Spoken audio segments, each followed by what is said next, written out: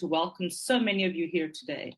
We know it's a challenging time for supply chain practitioners all over the world, and I'm impressed to see the willingness to learn, wanting to share with each other and build this vital profession. The VUCA world in which we're living in right now has thrown supply chain management into the spotlight across the world. Agility and transparency of the supply chains has become critical to ensure our customers are served. We must pull together like never before to ensure that our profession shines under the glare, and SAPICS is on its marks to contribute to that. Digital savvy is critical. End-to-end communication skills are vital. Excellence in leadership is crucial. Efficient and reliable supply chain management is essential. Africa has an abundance of opportunity, but many countries, including my own, are beset with problems that compromise economies. Organizations like SAPICS are well positioned to tackle these challenges and draw from the expertise of its diverse membership, as well as we professionalize supply chain management across the continent. And we're really very, very excited about that. SAPICS is an extraordinary organization made of individuals who are genuinely passionate about supply chain management and have seen firsthand and on the ground how the contribution of all supply chain professionals can truly save lives and change the world. For those of you who are not a member yet, please consider becoming part of our community. I am privileged to have been invited to lead this remarkable organization. I'm grateful to all the directors of SAPICS and others who volunteer their time to steer its future direction. As we celebrate the 43rd anniversary of the leading event in Africa for supply chain professionals, let us applaud the 55-year history of SAPICS and give thanks to all of those who have helped us get us where we are today. I would particularly like to thank our sponsors of the event, the principal sponsor being Accenture, diamond sponsors being Easy Access, OpenText, and SAS Institute, gold sponsors being Imperial and Locus, and silver sponsors being CHIP and Demand-Driven Technologies. And to our new sponsors, thank you for embarking on this journey with us in this exciting time in our future. To our longtime partners, your valued cooperation and collaboration is appreciated. Thank you to all the speakers for your time that you've given to share your expertise. And there are some real supply chain legends on the program, and we are honored to have you here. To the first-time speakers at this iconic event, a warm welcome, take it easy, and well done. To all the exhibitors and their sales teams, we thank you for being here. We know that life is very different, and selling in an online world definitely requires new techniques. We hope that the floor will be the platform that will make your jobs a little bit easier. Remember, you can always reach out to the team if there are any questions or concerns. Thank you to all our partners, both at home and internationally, who have made such an effort to contribute to this event. Working with us to build, uplift, and educate the supply chain community around the world is so important. And finally, to the teams behind the scenes, the most important people that are running this conference this week, to the SAPICS staff, and to the Uphaven management team, thank you so much for pulling this together. We know there's a lot of hard work going on in the background. This is an outstanding program, an excellent platform, and I'm very pleased at the way in which you've all embraced the world of online conferences. Thank you from us all. I'm looking forward to seeing you in the lounge, sharing a cup of virtual coffee, or virtually bumping into you in one of the booths over the next 3 days. Keep on learning, keep on sharing, and keep those supply chains going. And as Jenny always says, supply chain makes the world go around. And I think she's proved it. Thank you.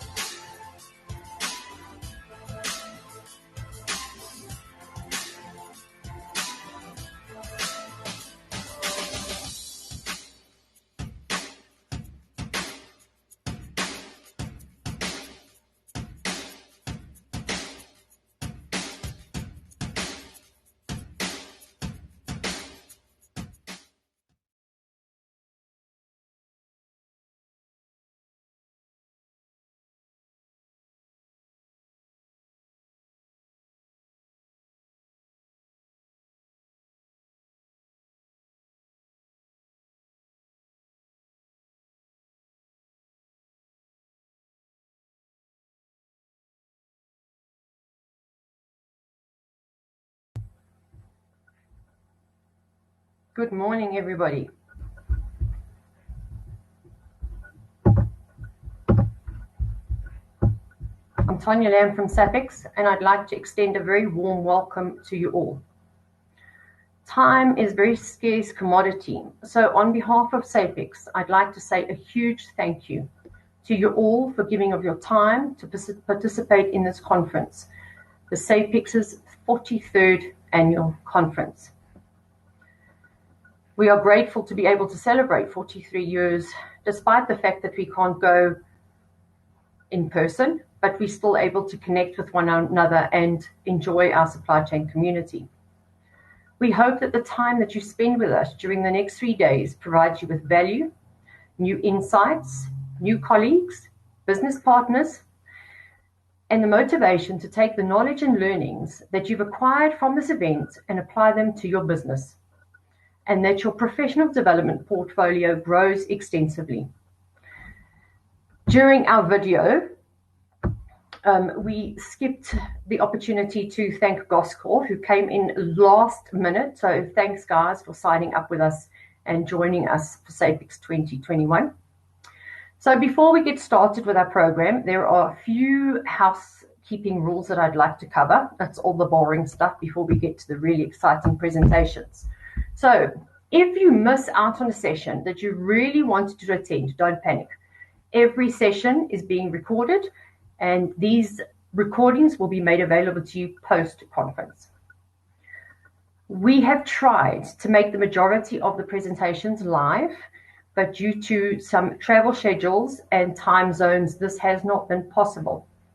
However, in some of the cases, there is some live Q&A in these sessions, so the opportunity will be available for you to ask some Q&A.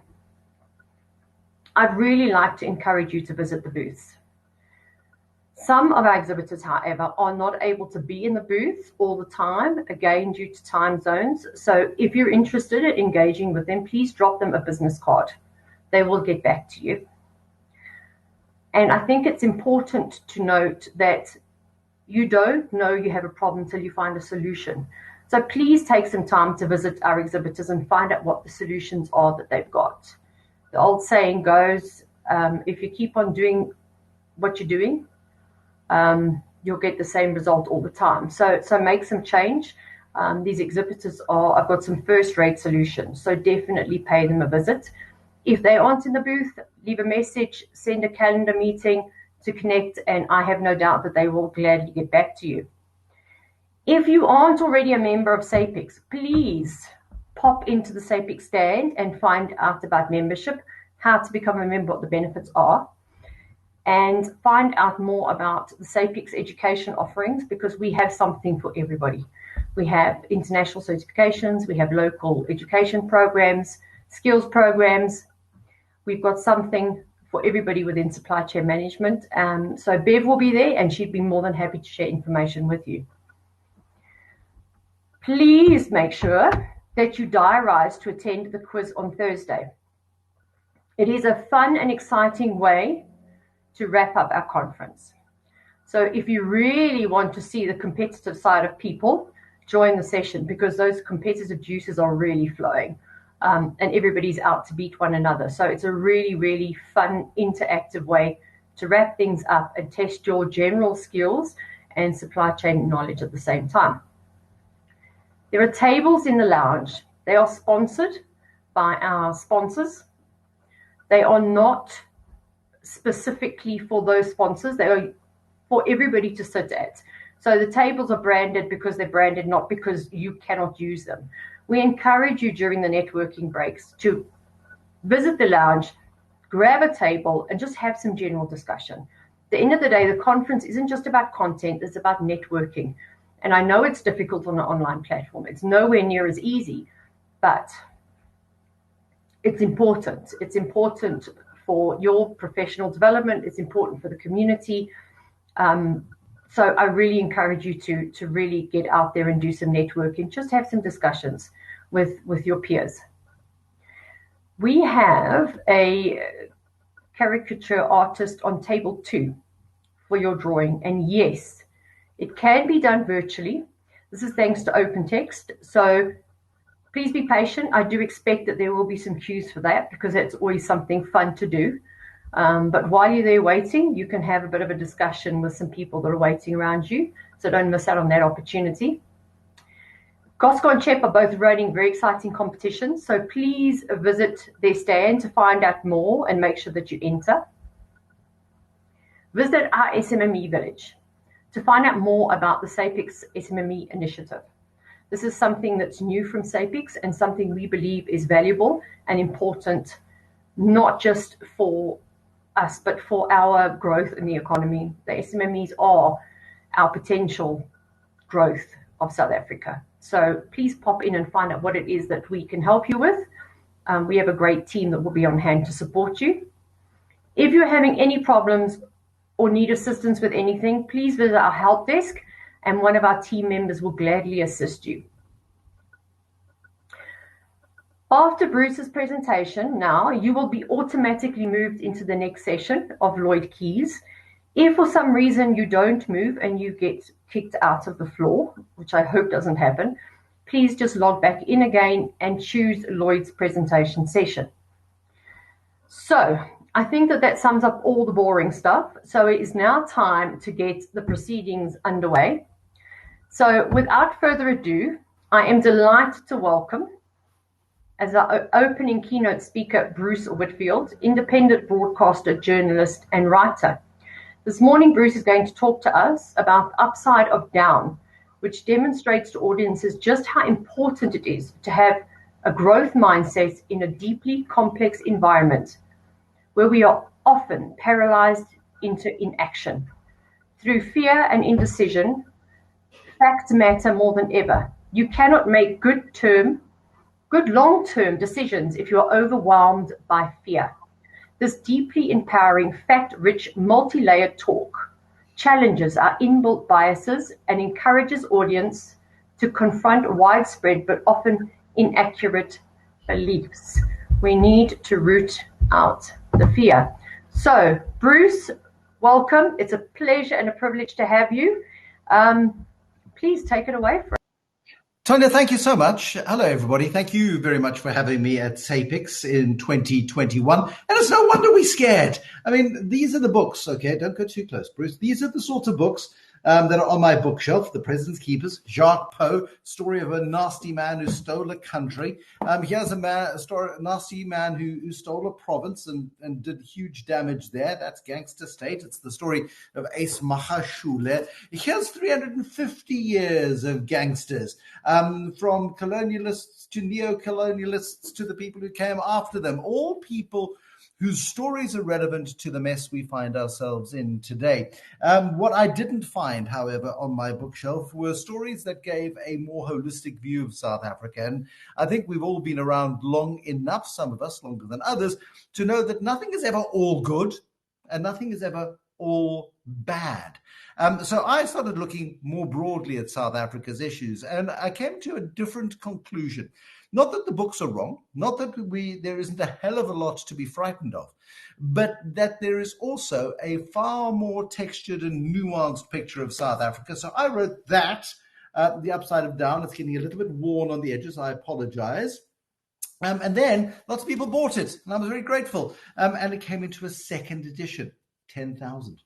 Very nice. So thank you to those of you who have bought it. For those of you who haven't, you're very bad. And I hope that you will be heading off to a bookshop, or you can go on to this fantastic new invention called the internet, and you can find the Upside Down there as well. I just want to make sure that you can see my screen, and I'm sure that I will be sent a WhatsApp almost immediately if you cannot see my screen. But let's get on with the show this morning, because I think it's really important to talk about this guy and the enormous disruption that COVID-19 has caused to the planet. COVID-19 has caused an enormous breakage in supply chains, particularly. It has caused huge problems around the world, and it's been a really, really, really disruptive force around the planet. And so COVID-19, I hate to tell you this, it hasn't even begun its work yet. COVID-19 hasn't even begun to touch sides yet. Yes, many people have died.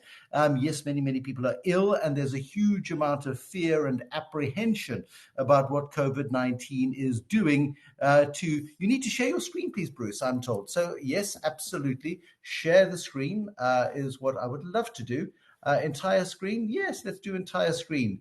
And I'm not getting much joy out of this. We did practice it, believe it or not. So we'll try one more time and go like that. Oh, and now it's going to show me. There we go. There's the bad guy. There we go. That'll keep Cindy Lee happy and everybody else. So apologies for that. You would think that by now we'd know this, but that's the nature of disruption. It is sent to test us. It is sent to test us. COVID-19 has caused huge disruption. It's caused huge breakages in supply chains. We see the problems with microchips, for example, added to the woes. Of course, you get a blockage in the Suez for 10 days and all hell breaks loose. And then in South Africa, of course, you get violent riots over a period of 5 or 6 days.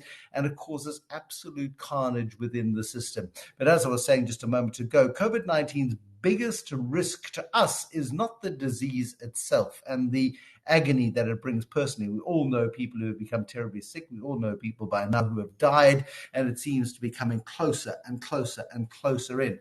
But the real issue with COVID-19 is that we've ignored the threats for an awfully long time. I found this quote in a really cool T-shirt the other day, that every single disaster movie starts with somebody ignoring a scientist. And it's true. You think of any disaster movie, whether it be about tsunamis, whether it be about viruses, whether it be about plagues or earthquakes, there's always a scientist talking to a president or a vice president and is being ignored. And the next thing, all hell breaks loose. And then it's the scientist's job to try and save the day. And we were warned. We've been warned about COVID-19 and similar issues for decades. I mean, you go back to the early 1990s and before that as well, where Time magazine always does the best covers and therefore gets used in presentations like this. But long before Bill Gates was warning in 2016 that humanity's biggest threat was not war, but a virus, people like Joshua Lederberg over here and many other scientists have been warning that there is going to be a problem into the future that is going to cripple humanity. The single biggest threat, he said, and this was in about to the year 2000, to man's continued dominance on the planet is the virus. And he wasn't talking about any particular virus. He was just viruses in general. There are millions of the things, only about 100 of them are dangerous to you and me that we know of so far. But some of them are damn deadly. But we've been warned that this has been coming for an awfully long time. We shouldn't be surprised that it is happening.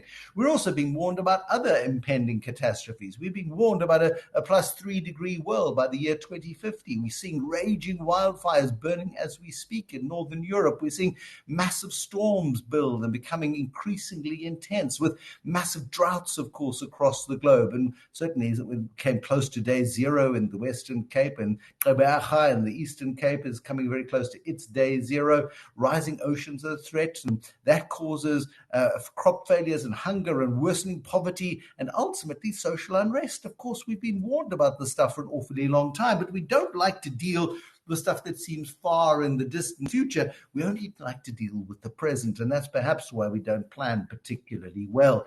Here's the biggest risk that the pandemic poses, and it's well articulated by Melinda Gates, that this pandemic has magnified every existing inequality in our society. And she and her former husband now, Bill Gates, of course, built the Bill and Melinda Gates Foundation, which does incredible work around the globe in terms of poverty alleviation and filling the gaps where governments fail.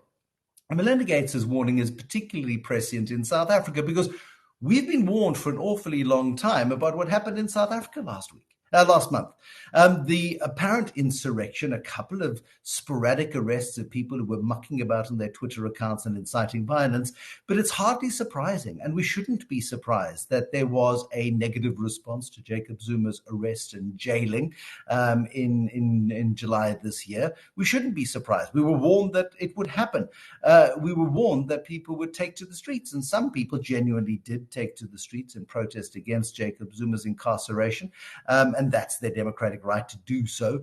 What followed, though, was catastrophic, particularly over large parts of KZN and parts of Gauteng as well, and it shows just how quickly things can go absolutely pear-shaped when you have an absolutely fertile environment.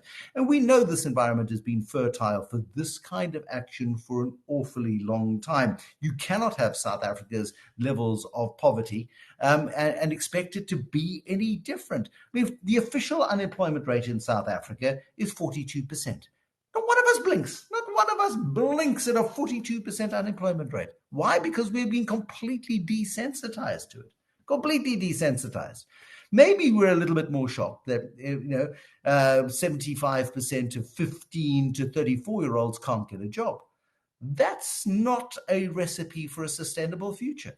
That is not a recipe for a sustainable future. It really, really is not. And so we've got to solve this problem. Not this problem, because that is an absolute crisis. But the crisis of unemployment and poverty in South Africa is our crisis to solve. Nobody else is going to solve it for us. Nobody else is going to come riding to our rescue to do it. And as Rahm Emanuel, who was the chief of staff to Barack Obama and once the mayor of Chicago once put it, and many other people before him, by the way, he's just one of the more recent ones, you never let a good crisis go to waste. And I fear that we may let this crisis go to waste if we don't act, and act decisively, and act soon. Because things go pear-shaped really quickly in all societies around the world. I mean, at the moment, there are widespread protests in about 50 countries around the world. This was the 6th of January.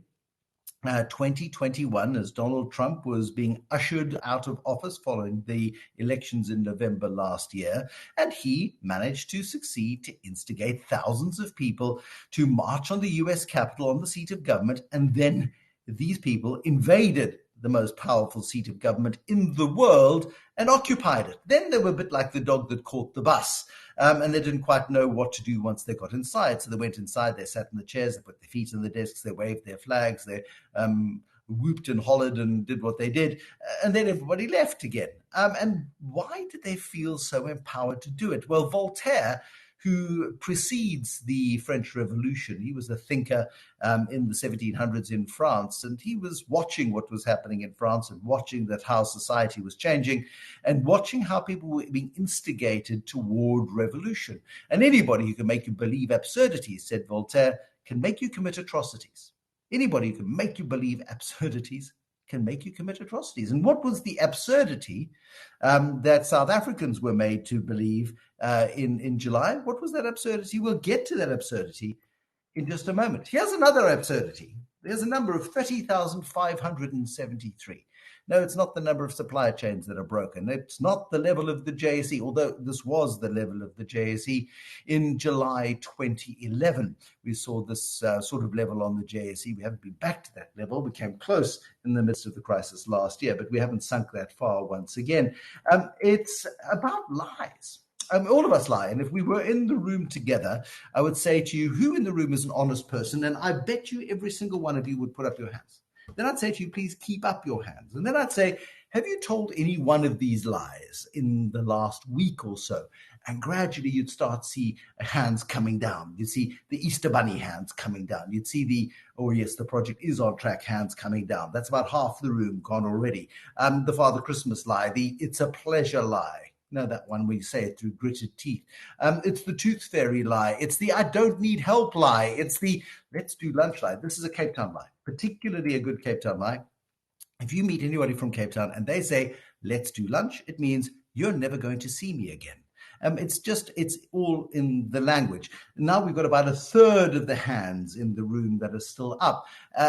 Now maybe 5% of the hands in the room are still up. And I'm about to make everybody take their hand down in the room because I'm fine is the biggest lie of COVID. Very few people are actually completely fine. People miss each other. People miss their interactions. They miss their way of work. They miss their jobs. They miss their friends. They miss their family. People have died. They've got sick. Suddenly the vulnerabilities of themselves and their society are all too apparent. But these are called pro-social lies. These are the lies that are designed not to hurt anybody, not to upset anybody. Often we lie to be polite. I mean, who really wants to know how you are? Unless it's your mum or somebody incredibly close to you, they care that you're having a terrible day. The rest of us just want to hear, I'm fine, excellent, good. Now we don't have to have that awkward conversation, and let's move on to what happened in the cricket, the rugby, the tennis, the squash, whatever it was, the Olympics, good topic of discussion, nice and neutral. And yeah, people lie all the time, but we get conditioned to lie. By the age of 3, we're lying like a cheap rug every day. Mostly we start lying then to get out of trouble. And this 30,573 number that I was telling you about comes from the Washington Times fact checker. Now, these guys are honest people. And they were telling us that this was the number of lies that Donald Trump told during his presidency. Among the many lies, we won this election and we won it by a landslide. What was that absurdity that Voltaire was warning about? Well, it was this kind of absurdity. It was the kind of absurdity that Donald Trump, who firmly believed, based on false information, or maybe he's just a really good liar, that he had won the US election, that he'd been robbed, that the Republicans had been robbed, that the 70 million people who had voted for him had been robbed, and he spread this lie, and that led to disastrous consequences. I mean, but he did a lot of lying. In his first year, he lied an average 6 times a day. In his second year, 16 times a day. By the time he got to his third year, he was lying 22 times a day.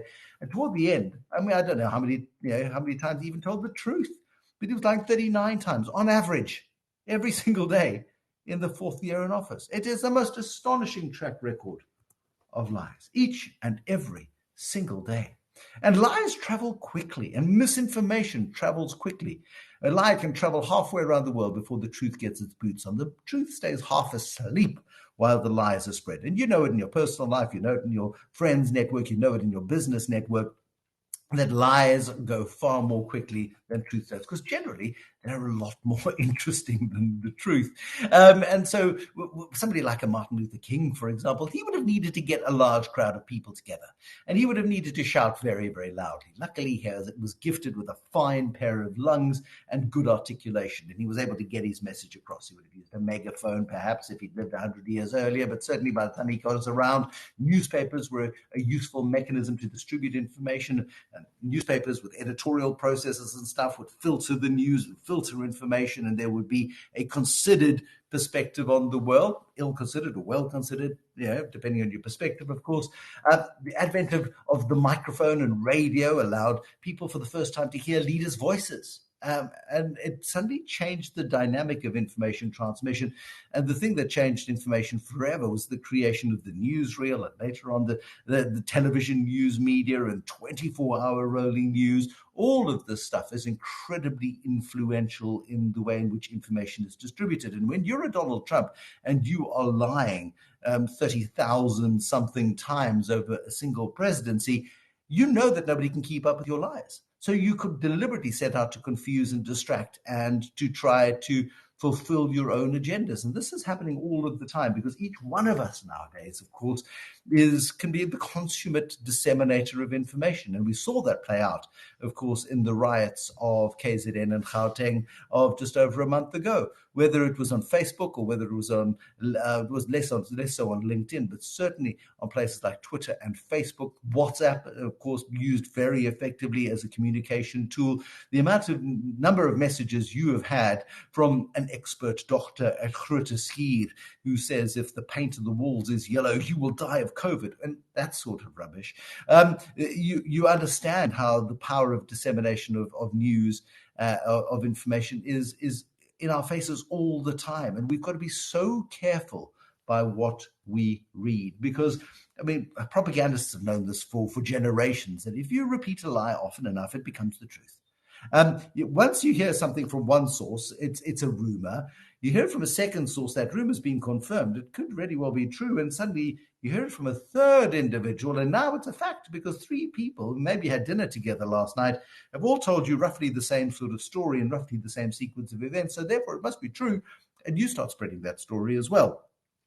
And that is how quickly information can go wrong. And the world is full of lies. I mean, all of these companies and many, many more, this isn't just a political thing. This is a corporate thing as well, whether it be ABC Foods and lying about contamination, whether it be Bell Pottinger and its deliberate campaign on behalf of the Guptas to sow dissent in South Africa and to really spreading the information around white monopoly capital and the lies around control of the economy, and just the taking the fact that the Ruperts happen to be super rich individuals and happen to be very influential and happen to have political connections, and then exaggerating those to a point where it's actually ludicrous. But when you're talking to a market that wants to believe what you're saying, when you're feeding people's bias, then very quickly you're able to manipulate the way they act and behave. Volkswagen lied about emissions. Steinhoff, for goodness sake, lied about accounts for a decade, possibly longer. But we haven't got the full 900-page PwC report yet, if ever we will, in order to get some sort of sense of truth. Because so much of what is happening in the public domain nowadays is about getting attention. And it is so easy to get attention. It's so easy to get attention. What is harder is to pay attention. And in this world where constantly your attention is being vied for, constantly you are under pressure not to opt out, but constantly to pay attention, because you cannot be making decent decisions about the future of your family, yourself, your business, your job, your career, whatever it might be, if you are not paying attention to what's really going on around you. And this is where we get into the realm of facts, because there's something as iniquitous as this.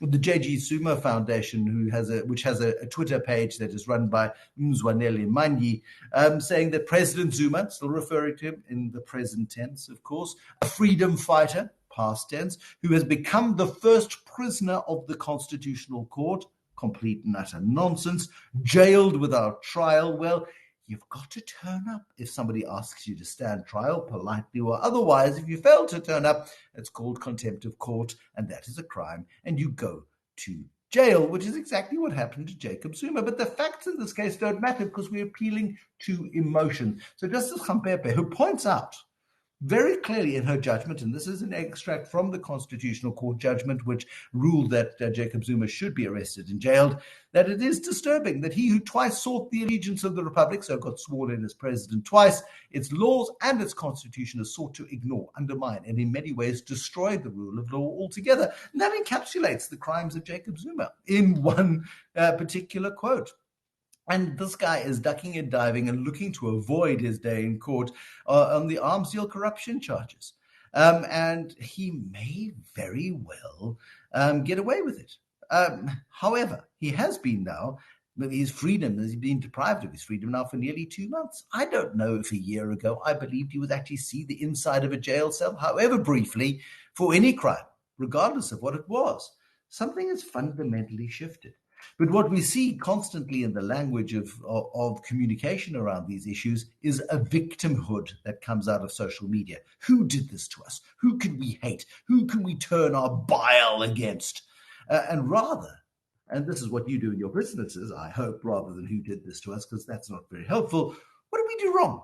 How did we go wrong that we allowed ourselves to get into the position that we got ourselves into? What have we done wrong for the last 27, 28 years in South Africa that gave people the apparent license to take to the streets and to clear out shopping centers, to destroy and damage bank branches, and to go into somewhere 80 bank vaults and help themselves to cash? 120 million rand in cash was stolen out of ATM machines, out of cash boxes, out of bank vaults, for example. Go and clear the shelves of produce. What gave anybody the right to drive their Toyota Corolla up to a looting scene and take a 65-inch TV and try and fit it into the backseat of a Corolla when you know it can't fit? Well, it's one of the lighter moments of the riots, of course. But I mean, and just the sheer refusal to abide by any decent rule of law comes also as part of a result of South Africa's failure to provide a decent standard of living for the people who work in it. So how do we solve the problem? Well, we need to be thinking about this differently, and we need to be becoming a little bit more active as citizens. And bear in mind that politicians in diapers are all full of the same stuff, and they should be changed often and for the same reason. And we allow our politicians, we give them license to treat us like idiots because we behave in a way at the polls that lets them do it. But here's where our true power comes from. And Yuval Noah Harari, he's an Israeli academic. He's written some fabulous books. Sapiens is amongst them, but there's some others. Having power means knowing what to ignore. when you're sitting and making crucial decisions, and I had this conversation with Laurie Dippenard once, the chief executive of First Rand, one of three people who started the First Rand group. It was Paul Harris, G.T. Ferreira, and Laurie Dippenard. And I said to Laurie, I said, the Beatles, didn't last a decade and they broke up. I mean, all boy bands break up. This boy band has stuck together for 40 years. How on earth did you do it? And he said, well, nothing ever got personal. I said, how do you not get personal over 40 years of doing business together intimately? For 4 decades. And he said, well, whenever there was a contentious issue on the table, whoever brought the best facts to the argument won. And I went, it's so simple. But if you are living in a world where you interrogate only facts, not emotions, not feelings, not sixth senses, not gut reactions, but facts, your perspective of the world starts to change fundamentally, because facts are actually all that matters. Here's a fabulous illustration of that. So 1944 or thereabouts, there's some statisticians sitting in an office tower in New York City, and they're trying to figure out, they're employed by the US Navy at the time that was deploying lots of aircraft into the Pacific region of the war. They were trying to figure out why so many aircraft were getting shot down, and was there a way they could better protect aircraft and maybe armor them better to ensure that fewer aircraft got shot down. They knew they couldn't reduce the fatality rate to zero, but what they did know was that they were able to think about it based on statistics. So they mapped where aircraft were getting shot. And so they went to bases after sorties and after raids, and they mapped where aircraft were getting shot. And they came up with this schematic. And they said, right, our aircraft are getting hit in the wingtips. They're getting hit around the fuselage, just behind the cockpit. And the tail is obviously very vulnerable because that's where we're seeing bullet holes. Until a guy called Abraham Welt, who's a Hungarian Jew, a very, very smart mathematician and statistician, said, guys, what are we not seeing? I said, what do you mean, what are we not seeing? We're seeing where the airplanes are being hit. I said, no, we're not. We're seeing where the airplanes that are making it back are getting hit. We're not seeing where the airplanes that are not making it back are being hit. And we can extrapolate from this schematic that actually the aircraft that are not coming back are in fact being hit in the cockpit where the pilots sit. They're being hit in the engines, are being trashed on either side of the engines, and the tails are getting shot off midair, because that is the pattern of the bullets that we don't see, because those are the aircraft that are not coming back. And it led to complete rethink in the way that America was looking at its military problems. It was looking at what was immediately in front of it, not what was actually going on, and it wasn't interrogating the data nearly adequately enough. And this is Hans Rosling. I mean, Hans Rosling wrote one of the most marvelous books ever written called Factfulness, a medical doctor who'd done lots of study of disease patterns in Africa, and he'd used data to better deal with diseases. And rather than waiting for people to come with symptoms to his clinics, he would go out to communities where there'd been outbreaks of particular diseases, and he would go and find the water source that was contaminated or the food that people were eating that was making them ill. And he would actually interrogate the facts of situations. And he became a very prolific thinker on the issue of facts and factfulness. And you cannot make decisions when your mind is clouded by fear. So when you switch on your television or you go onto your social media feed and it is all just the negativity that we are constantly fed, well, you're going to have a very negative mindset. You're going to have a mindset that does not encourage you to take risk in South Africa. It's going to be a mindset that says the country is doomed and is dead in the water.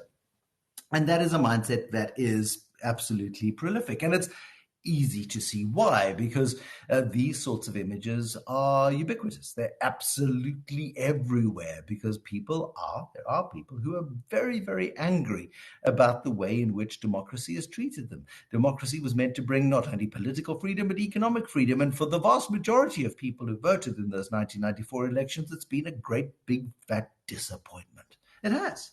And so COVID-19 has exacerbated that. As Melinda Gates said to us earlier, we're seeing South Africa's inequality gap, which was already enormous, the biggest in the world, it just expanded even further.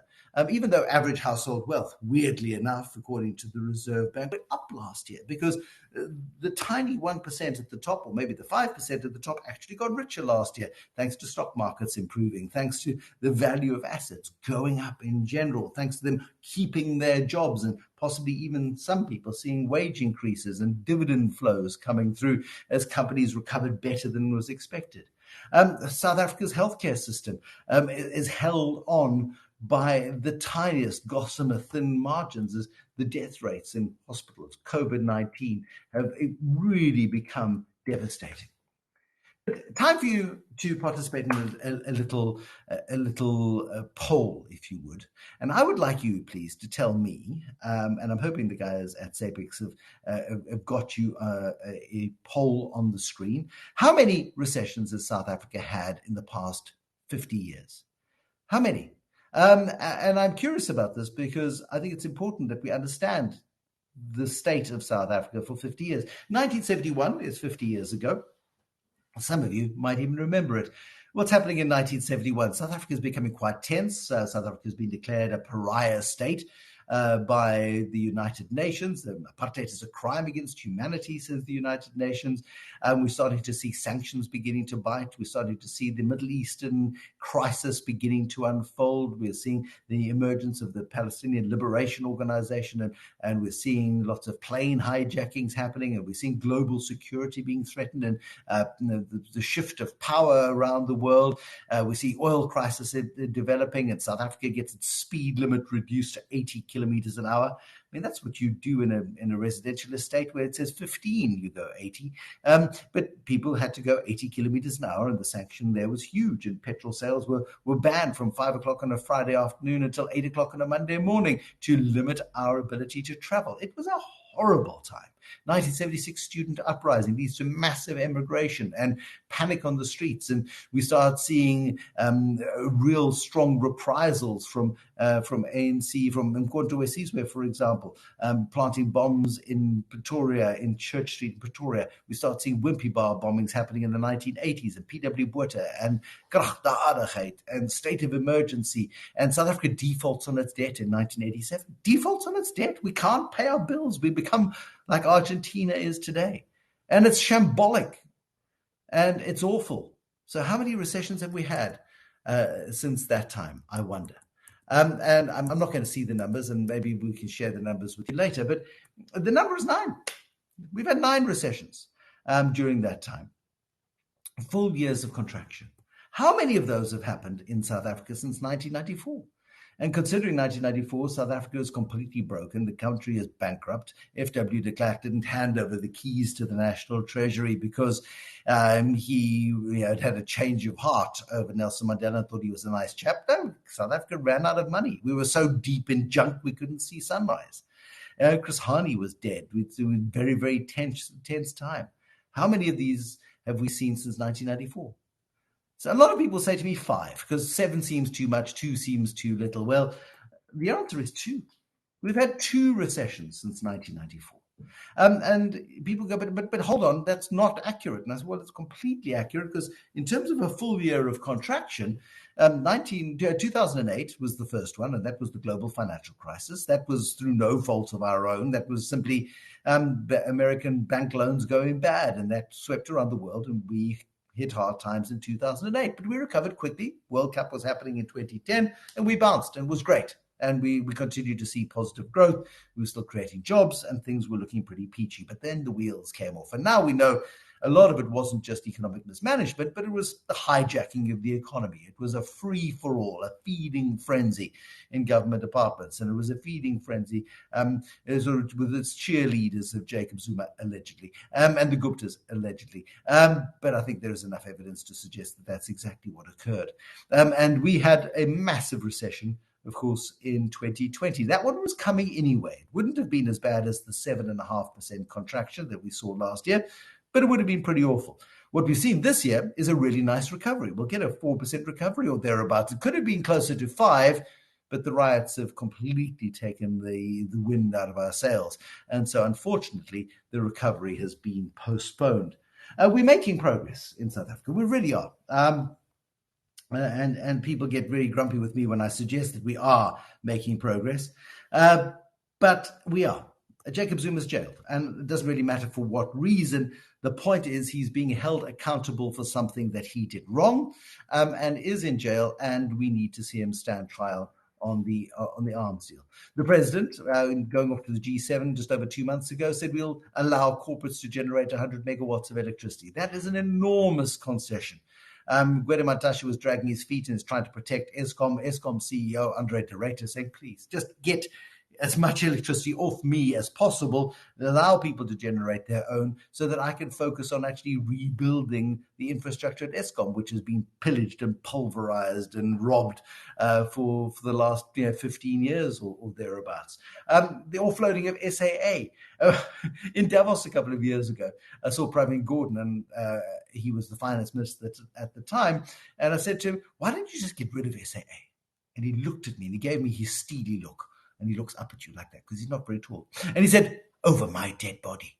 So when it was announced a couple of weeks ago that SAA was going to be offloaded, I sent him a WhatsApp and I said, do you remember in Davos you said, over my dead body? I'm just calling to check how you are. And he responded, I'm fine. So, politicians never believe what they say. The ports, this is where you guys are intimately involved, of course, because without a robust and efficient port system, you cannot have efficient supply chains. You just simply can't. And we know that our ports are amongst the worst performing in the world, no matter which way you slice and dice it. And now what we're seeing with Portia Derby, who is a safe pair of hands at Transnet, she's looking for 100 billion rand in investment. I don't know where that money is going to come from. I've been talking to bankers and saying, would you fund it? And they said it all depends on the business case. But the point is there is desperate and big appetite for investment in bankable projects. And this project of improving the port, this is at Durban, but other ports need to be improved as well, is going to be a very bankable project because South Africa, to be competitive, you guys know better than most, we have to have efficient in and out of products and offerings. And then, of course, the splitting of Eskom. It's an absolutely crucial factor in getting the electricity grid stable. And that is absolutely pivotal because we know that when we have electricity, we can cope with practically anything. I think we manage okay when there's electricity. The lights are on. Some of the traffic lights work. It's great. And then we get load shed and we just lose our sense of proportion and decorum, and it's fairly miserable and we get very, very grumpy and angry. And that's understandable. But then we get to a point where for the rioters, it was just fed up that there's such a great sense of injustice in the country. And for those of us watching the riots and complete state inaction in dealing with those riots, your brain explodes and you just think to yourself, hold on a second, there's got to be a better way. We've got to manage this future better. And that's why I'm urging you to be optimistic, and not optimistic in the sense that, it's all going to be all right. No, to the contrary. I want you to be an optimist because I want you to believe that you can do better. In my book, did I mention I wrote a book, The Upside of Down? I talk about a whole bunch of companies, some slightly older, some much newer, people who fundamentally believe that they can change the world. So when Adrian Gore launched Discovery in 1992, he wasn't doing it because he thought medical aid would be a nice thing to have. No, he was looking at a public healthcare system that was about to be, for the first time, opened up to everybody's use, and that would put a huge burden on the public healthcare system, which was really run for a small white population with small black hospitals for everybody else. And the apartheid state had been structured particularly that way. And suddenly Adrian Gore put two and two together and went, well, hold on a second, there's going to be a need because the state's not going to be able to build enough hospitals to accommodate everybody. There's going to be a need for private medical cover to ensure that the hospital networks can grow so that those with money can get the sort of healthcare that they would like to get to a global standard. And so he created Discovery as a medical insurance scheme. People like Brian Joffe, who started Bidvest, does it in 1988 at a time where you would think was the worst ever to create a business, because there was an opportunity that was open to him right then to buy a food services business, and he bought it. Robbie Brosen starts Nando's at that time, now in 20 countries, 1,000 stores, some of which are still in South Africa and will be for time immemorial. But British people believe Nando's is British in the same way as they believed S.A.B. Miller was a London-based brewer.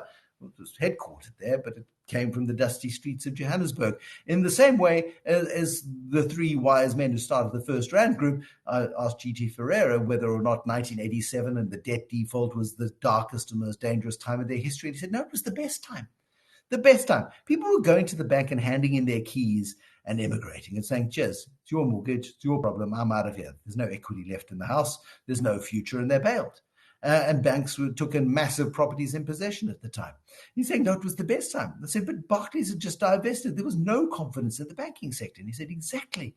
Barclays had disinvested. It had sold FNB to Anglo American, which also held the Southern Life business, a big insurance company. First Rand wanted Southern Life, so they went to Anglos and said, can we have it? And they said, but you've got to take FNB as part of a deal too. We want to get rid of them. We can't be insurance guys, bankers, and miners. And they were selling off assets. And the guys at First Rand got the assets cheaply, much more cheaply than they would have in good times. And that is what set First Rand up for its massive growth trajectory through the 90s and noughties, and still to this day is the very basis of the success of that organization. And they were optimistic. Well, yes, of course they were. They were frightened of the future. They're human beings. They're apprehensive about the future, but they look at it differently to the rest of us. They look at it as an opportunity set. And I'm just looking at a number of smaller companies that I talk to in the book. People like Sweep South, Aisha Pandor, who's created this wonderful democratic platform that allows domestic workers to offer their services online.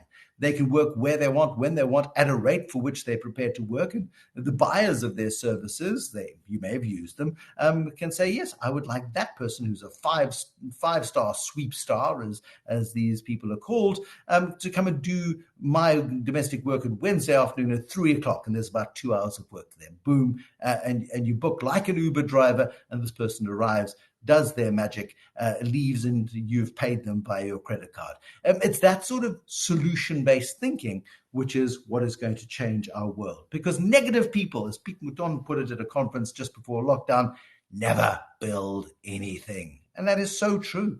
Capitec, who knew we needed Capitec? We didn't need Capitec, did we? But now it is the biggest retail bank in the country, 15 million customers, 20 years into its existence. I pictured Elon Musk there a moment ago, and everyone thinks Elon Musk is a fruitcake. Well, certainly lots of people think Elon Musk is a fruitcake, including the CEO of Panasonic, who says he's a genius, who defies common sense and can be overly optimistic. Elon doesn't care. He's having a great time. He's changing the world. Rather be optimistic and wrong than pessimistic and right. I mean, Tesla and SpaceX and Hyperloops and all kinds of mad projects. Thank goodness for people like Elon Musk who give us faith in the future of humanity. They really do. But Cyril Ramaphosa, who took over, remember Ramaphoria? Best time ever, 3 months. Rama reality, awful. Rama what the is where we are at the moment. I mean, this guy has had to navigate through the stormiest sea he ever imagined. When he became president, he thought he had a political party problem, and then COVID-19 made him feel like Mike Tyson says, everyone's got a plan until you get punched in the mouth. He's had to plan and replan and re-strategize. Actually, the real job of turning around the economy has had to wait while he's had to try to prevent a pandemic from taking over. At least he had Tito in place. Tito provided a baseline for South Africa to stop us going over the fiscal cliff and defaulting on our debts, going back to a 1987-style crisis. He is now bailed. He never wanted the job in the first place, and he's left a solid performance behind him. But Enoch Godongwana's taken over, and he's actually quite a conservative guy. I've had the privilege of spending some time with him and having quite deep conversations with him about the country's fiscal position. And he's quite adamant about the fact that we cannot allow, for example, the public wage bill to continue the way it does. We cannot allow the fiscus to be undermined in the way in which it has in the last decade or so. And so I'm very confident in him as a safe pair of hands, as I am at the Reserve Bank, where the Reserve Bank governor is incredibly conservative, incredibly careful with our money. And that's exactly the way it should be. Becoming the buyer of government bonds of last resort last year tipped the balance in our favor, calmed everybody down. Keeping interest rates low is also fueling some optimism in the economy, particularly in house prices up to 3.5 million rand. We're seeing quite a lot of growth and optimism there. This guy's got to fix a broken tax collection system. And truly, SARS was undermined and gutted of about 1,000 highly capable and qualified people. And he's got to rebuild this thing. And, you know, there is just so much tax that doesn't get collected in South Africa because people have rebelled against this notion of tax and have found ways to duck and dive and dodge and avoid it. But you don't fix a country if you have no money. And at some point, South African taxpayers have got to trust that there will be less stealing in the future than there has been in the past. For Andre de Ruyter, his job is to fix Eskom, but he can't fix Eskom unless the pressure is alleviated. And that's what we're seeing through the president's announcement recently of the private partnerships, where companies will be allowed to generate 100 megawatts of power. And if they don't use it all, they can feed it back onto the national grid. That is a lifesaver for Eskom. For Shamila Batwai, she needs to move harder, faster, and really get stuck into prosecutions. We see far too many prosecutions kicked down the road. And it's obviously complicated by COVID. It's complicated by the fact that prosecutors get sick and die. And, you know, it's a messy business. But she needs a huge amount of support. But like Jacob Zuma, this time last year, would you have thought that Ace Magashule, the all-powerful Secretary General of the ANC, would be suspended by his own party and be facing trial for crimes committed on his watch? As Premier of the Free State. I found it incredibly hard to believe that would happen, but it has. And so you get the sense that although it is slow, it is a very deliberate cleanup that is taking place.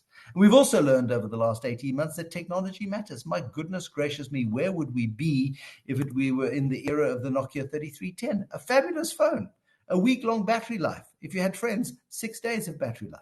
And most astonishing device, but completely useless in a crisis, which has been. I watched the Steve Jobs movie last night, and just the digital revolution brought about by the thinking of some really smart people in the world changed communication forever and the way we connect. And yes, it allows the liars and the thieves and the scoundrels and the misinformers to get access to us, but it also allows us to be part of a world which, frankly, had it not been for the development of devices like this and the digital revolution which we are living through at the moment, we would be so disconnected, in so much trouble, and our death rates would be so much higher because we couldn't work remotely, for example.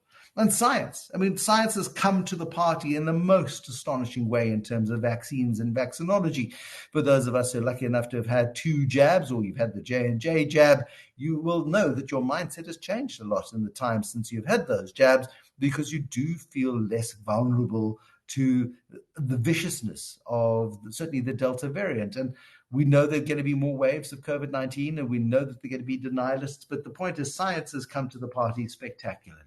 We've also learned that leadership matters. If we learn nothing else in South Africa, we know what happens when you allow the fox into the hen house. And unfortunately, Jacob Zuma's legacy, for the good things that he did do, and he did do some good in terms of spreading HIV medication, for example, after the years of denialism under Thabo Mbeki, he improved the rate of building houses, for example, for a while at least.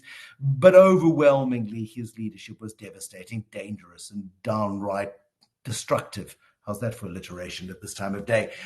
So leadership matters. We've got to be careful who we put in power. From Andy Grove, the founder of Intel, bad companies are destroyed by a crisis. And we've seen companies go. Edcon, gone. Many mom and pop shops, gone. They simply couldn't survive the crisis. Good companies will survive, and that's fine. And a very few great companies are defined by a crisis. We're seeing a reshaping of companies. We're seeing growth trajectories in some businesses happen as a result of this crisis, because they've digitized, they've morphed, they've changed, they've shown just how agile and nimble they can be.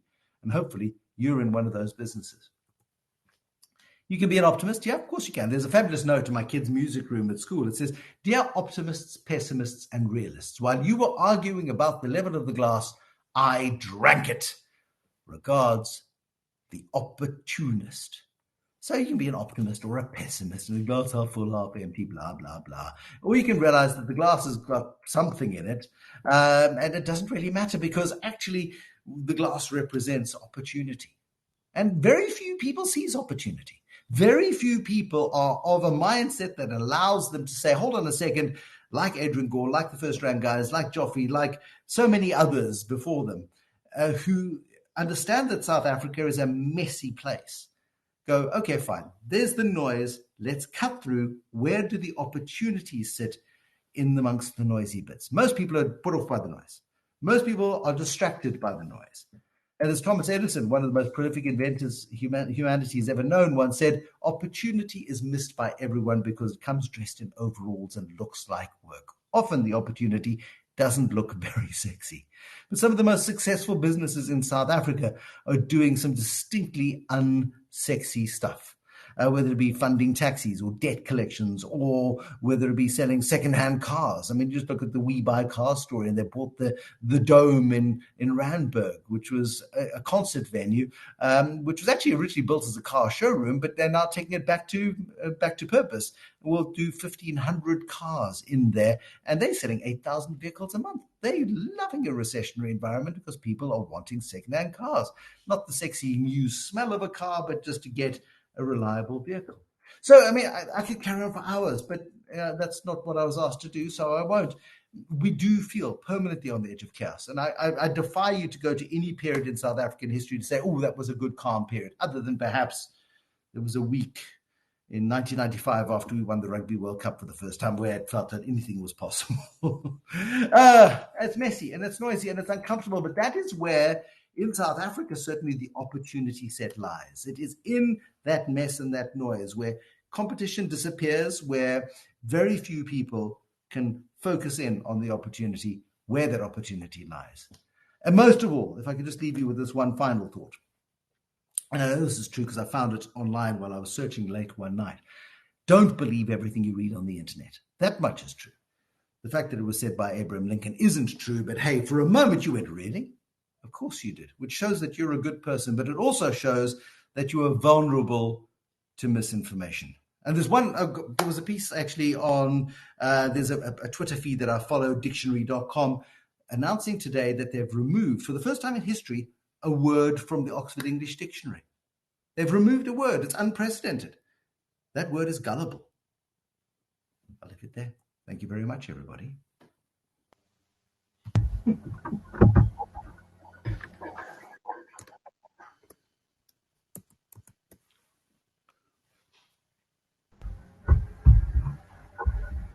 There you are, Tanya.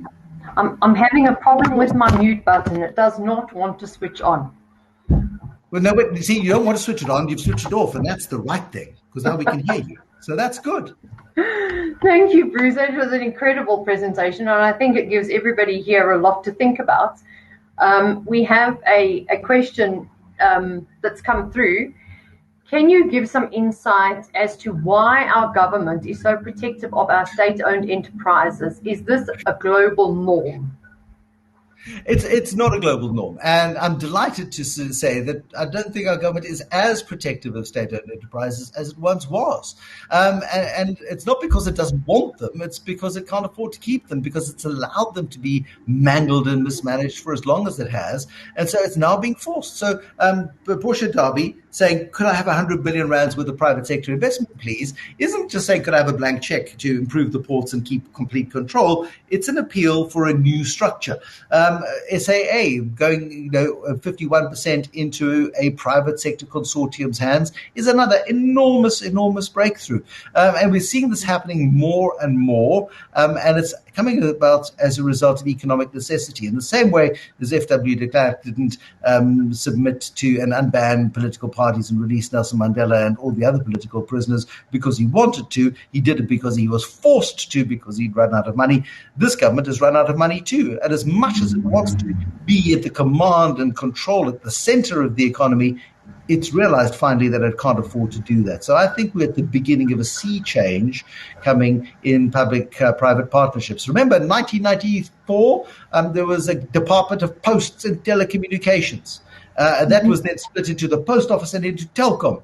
One is broken and one pays dividends back to government.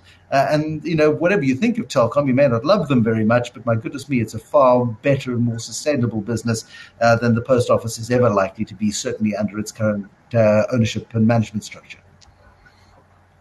Thank you. I have to ask the question, has anybody received any post from the post office? Only traffic fines. How the hell do traffic fines, and they're my wife's fines, by the way, not mine because I'm a responsible citizen, but traffic fines like cockroaches will survive the apocalypse. They're the only thing that make it out alive out of the post office. So we need them for that reason and that reason alone, I guess. Closing my post box. I'm going to go into hiding. Jenny says, I got 4 Christmas cards last week from the UK. And that was 2019. Another comment, basically South Africa is upside down. But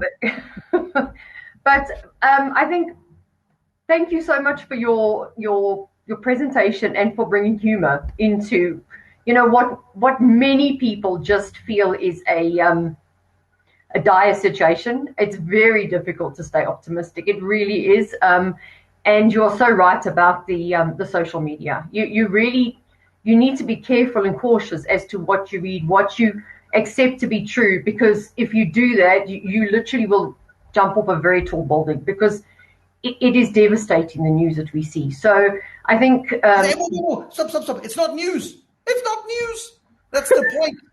So much of it is complete rubbish. Can I just leave you with one final thought, Tanya? I don't mean to take up your entire... No. Please carry on. Do we have a better government today than we had 5 years ago? And just park your whatever you feel about the ANC as a whole. Do we have a president with better intentions today than a president of 5 years ago? Do we have a finance minister today with with more certainty as to what needs to be done to fix the future than we did in the past? Do we have a better SARS commissioner than we did 5 years ago? Remember, 5 years ago, Tom Moyane was the SARS commissioner. Do we have a better director of public prosecutions today than we did 5 years ago? Do we have a better chief executive of ESCOM than we did 5 years ago? And then there are many others where, the post office is in poor condition. Once again, Mark Barnes has bailed on the post office and others. But the point is that nothing improves in a straight line. And it's about incremental improvements, and it's about fixing the mistakes of the past and the calamities of the past and the corruption of the past. You cannot do it without there being very, very strong pushback. I mean, the mere fact that the cops are on high alert now because there are a bunch of people on social media saying there's going to be a national shutdown. They don't want to be caught with their pants down again, as the defense minister so graphically admitted to South Africa being caught with their pants down, that they're going to overreact now. We've got to be careful of that as well. But the point is, the time to panic was 5 years ago when it didn't feel so bad, when, yes, it was rough and a bit awful. But the Zondo Commission has been like reading a Stephen King novel before going to bed and expecting to sleep nicely. And there are some desperately uncomfortable truths in South Africa, about South Africa, around South Africa. But are we in a better place to fix the mistakes now than we were 5 years ago? I would argue that we are. Will we? That depends entirely on the ability of labor, government, and business to work together. And we're seeing really good breakthroughs happening at places like NEDLAC, for example, where civil servants got a 1.5% increase. And a lot of people are very grumpy about that. We shouldn't have given any increases whatsoever. You tell that to the doctors and nurses at Groote Schuur and at Baragwanath that they don't deserve an increase.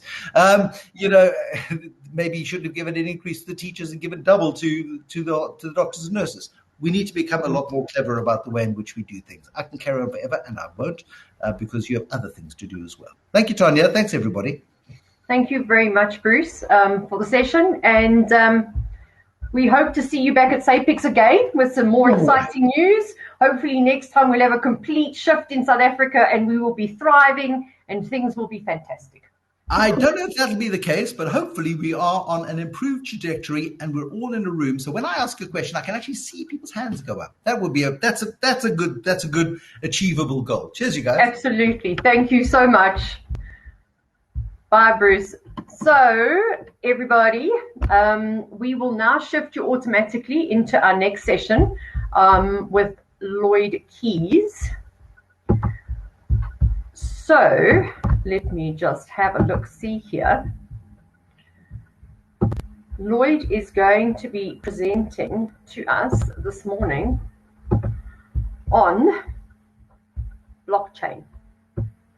So, Lloyd Keys is the Global Senior Director of Strategy Solutions Engineering for SAP, the Netherlands. What happens when blockchain becomes corporate? So we're all hearing about blockchain, and I think for many people it still hasn't been demystified. So I'm hoping that the session will shed a little bit of light on the situation. But we all hear about tracking carbon emissions. But how will this be done? What about a digital currency with no volatility, since it's paired with the US dollar?